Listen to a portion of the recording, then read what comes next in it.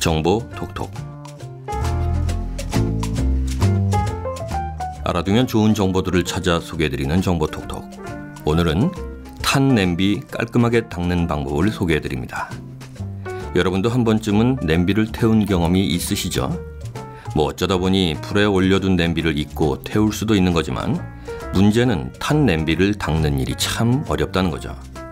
수세미로 아무리 세게 문질러도 잘 안 지워지거든요. 혹시 철 수세미로 박박 문지르면 되겠지라고 생각했다면 멈추시기 바랍니다. 어차피 깨끗이 지워지지도 않는 데다가 설사 일부 탄 부분을 닦아낸다고 해도 코팅이 벗겨져서 원래의 기능까지 망쳐버릴 수 있으니까요. 자, 중요한 건 탄 냄비의 탄 부분을 깨끗이 닦아내면서도 코팅은 벗겨지지 않게 하는 겁니다. 이 목표를 달성시켜줄 생활의 지혜가 있습니다. 그것도 3가지나 말이죠. 첫째, 베이킹소다와 식초를 이용하는 방법입니다.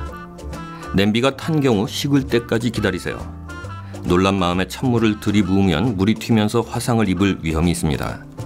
냄비가 어느 정도 식은 다음에 탄 냄비에 약간의 물을 부은 후 베이킹소다와 식초를 넣고 끓입니다. 이때 거품이 일어나니까 넘치지 않도록 식초와 물의 양을 적당히 조절해줍니다. 한번 끓이고 다시 식힌 후에 수세미로 닦아주면 탄 냄비를 깔끔하게 세척할 수 있습니다. 이때 탄 부분이 완전히 지워지지 않는다면 추가로 베이킹소다를 뿌린 후에 닦아주세요. 베이킹소다는 알칼리 성분인데 탄 성분을 중화시키는 효능이 있어서 웬만하게 탄 냄비는 원래 상태로 깔끔하게 세척할 수 있습니다. 베이킹소다 대신 베이킹 파우더를 써도 되고요. 그냥 소다를 사다가 써도 됩니다. 또한 식초 없이 베이킹소다와 물만 넣고 끓여도 웬만하게 탄 냄비는 깨끗하게 세척할 수 있습니다. 한편 베이킹소다가 없다면 식초와 물을 넣고 끓여도 어느 정도 탄 냄비는 해결할 수 있습니다. 둘째, 사과, 오렌지, 레몬 껍질을 이용하는 방법입니다. 3가지를 다 쓸 필요는 없습니다.